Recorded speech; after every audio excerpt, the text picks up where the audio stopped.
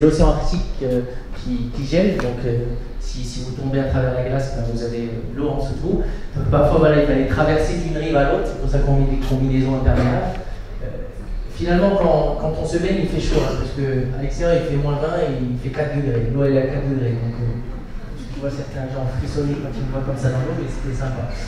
Donc, le pôle Nord, encore une fois, c'est une région où on s'adapte, où on doit s'adapter très rapidement. Vous avez vu, au début, il y a un hélicoptère russe qui nous dépose avec un traîneau, parce qu'on est en autonomie, donc pendant 3 semaines, 1 mois, on est en autonomie complète avec notre nourriture, la tente, nos affaires, il y a même un fusil au cas où des ours polaires. Donc vraiment, on est en totale autonomie, et tous les jours, ben, on tire ce traîneau qui doit faire au départ 70-80 kg derrière nous. Et puis j'ai remarqué que parfois, quand je tirais ce traîneau après 5-6 heures, je commençais à avoir chaud. À cause encore une fois du réchauffement climatique, ça se réchauffait. Et du coup, au lieu peut-être d'enlever une couche, de dézipper peut-être ma veste, j'étais tellement fatigué, je me disais je ne vais pas le faire tout de suite, je le ferai plus tard quand j'arriverai au camp. Et puis 1 kilomètre plus tard, je transpirais tellement que j'étais en nage, je commençais même à avoir de la glace à l'intérieur de mes habits. Et là, il ne fallait plus enlever une couche, là il fallait s'arrêter complètement et enlever toutes ses affaires et remettre des affaires sèches. En plus avec le risque d'attraper froid. Et puis après, quand je faisais ça, je me disais, c'est bête, il y a 2-3 heures, j'aurais dû peut-être juste enlever ce pull en plus ou cette jaquette en plus, et j'aurais pas été dans ça m'aurait pris 2 minutes et j'aurais pas été dans cet état-là maintenant. Et ça m'a fait réfléchir que dans la vie, c'est pareil. Dans la vie, finalement, on tire tous un traîneau derrière nous. Nos affaires, notre travail, notre famille, les petits soucis du quotidien, et que parfois, on réalise qu'il y a des petits changements à apporter à notre vie. Mais au lieu de s'arrêter et faire ces changements tout de suite, rapidement, moi, c'est quoi, je vais continuer comme ça, j'ai pas envie de m'arrêter tout de suite, je le ferai plus tard, dans quelques mois, dans quelques années.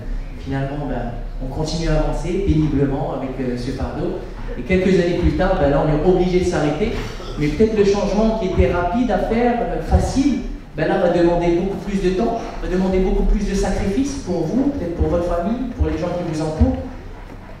Et vous allez vous dire, c'est dommage, j'aurais pu faire ce changement il y a longtemps, j'aurais déjà avancé moins péniblement, et là ça aurait été moins douloureux. Donc encore une fois, c'est bien de réaliser, c'est bien de s'adapter, c'est bien de réaliser qu'il y a des changements à apporter à votre façon de travailler, à votre façon de faire, mais si vous ne les faites pas tout de suite, ça peut être trop tard. Si vous prenez des grandes entreprises comme Nokia ou Kodak, c'est des entreprises, il y a 10 ans, vous avez demandé quel téléphone vous aviez dans la poche, 80% de la salle m'aurait dit un Nokia. Ils ont raté un petit changement. Le smartphone, Nokia était tellement leader, elle s'est dit c'est bon, j'ai le temps, je vais revenir, je m'adapterai plus tard. Ils ont raté ça, ils ont pratiquement fait faillite. Donc encore une fois, aujourd'hui on est dans un monde globalisé, l'information circule vite. Vos concurrents, ils ne se tournent pas les pouces pendant que vous réfléchissez, ils sont en train aussi de faire des stratégies, ils sont en train aussi de s'adapter au marché. Donc ça sera toujours limite, c'est même plus aujourd'hui le premier qui s'adapte, c'est le premier qui prévoit le changement.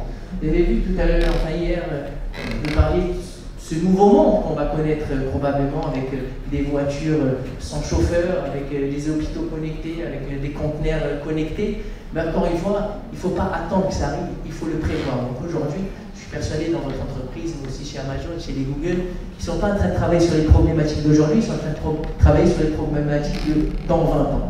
Qu'est-ce que nos clients vont avoir besoin? Qu'est-ce que dans 30 ans nos clients vont pouvoir faire, parce qu'on a beau être le leader aujourd'hui, si on ne prévoit pas ce changement à l'avance, ben on va se faire doubler par les autres. Évidemment, ben, il faut aussi évaluer les risques quand on s'engage dans des tels challenges.